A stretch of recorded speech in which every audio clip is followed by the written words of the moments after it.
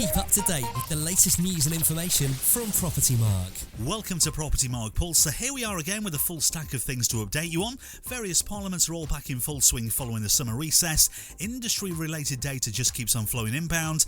The economy remains in really tight focus. And all in all, everything here affects the housing market in many different ways. We have the Renters' Rights Bill only a matter of weeks away from royal assent, as well as the Planning and Infrastructure Bill working its way at pace through the motions. Across Scotland, we have the Housing Scotland Bill now at stage 3, and that gets ever closer to becoming an act. We have ONS data on house prices and rental prices across the UK to talk about, and the latest inflation figures were released this week, and we saw the Bank of England make their decision on base rates too. So let's jump into all this. Propertymark. So for anyone who is keeping track of the Renters' Rights Bill, it's fair to say that aspects have moved really quickly, and there are some interesting and important points made along the way.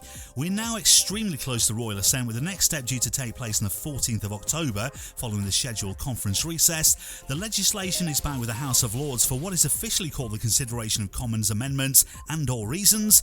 It's a large-scale piece of legislation that brings a vast change. In fact, some of the biggest changes in well over 30 years. So in real terms, it's vital to be up to speed with all aspects from day one. You can find more details at propertymark.co.uk and the help provision for the changes ahead. We are Propertymark. Just like the Renters' Rights Bill in England, across Scotland, the Housing Scotland Bill is busy working its way through Parliament and brings some extremely important aspects for consideration. Scotland, of course, continues to witness extreme problems, with many authorities declaring housing emergencies. Last week, we witnessed a commitment of £4.9 billion over the next 4 years, delivering around 36,000 affordable homes before the turn of the decade, doubling the investment in acquisitions this year to £80 million, which will help take between 600 and 800 children out of temporary accommodation.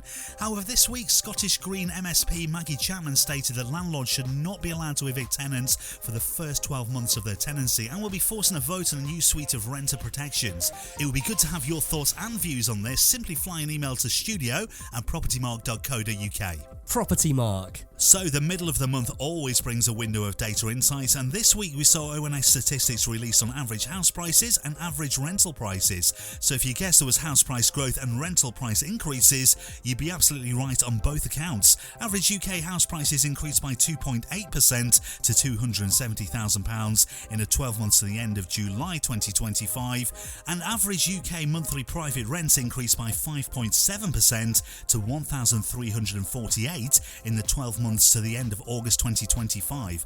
However, this represents what is now a more long-term trend and slowing of rental price inflation, down from 5.9% last month and 6.7% the month before. We are Propertymark. For months on end, both people who work in the housing sector and consumers alike have been keeping a very close eye on the direction of travel for both inflation and the base rate.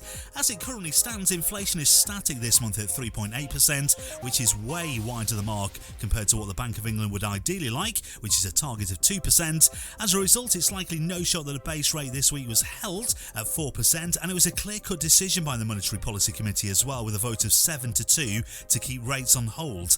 But what does this mean? Well, those on tracker mortgages won't be celebrating currently. However, on a positive note, they won't be having to find extra funds either.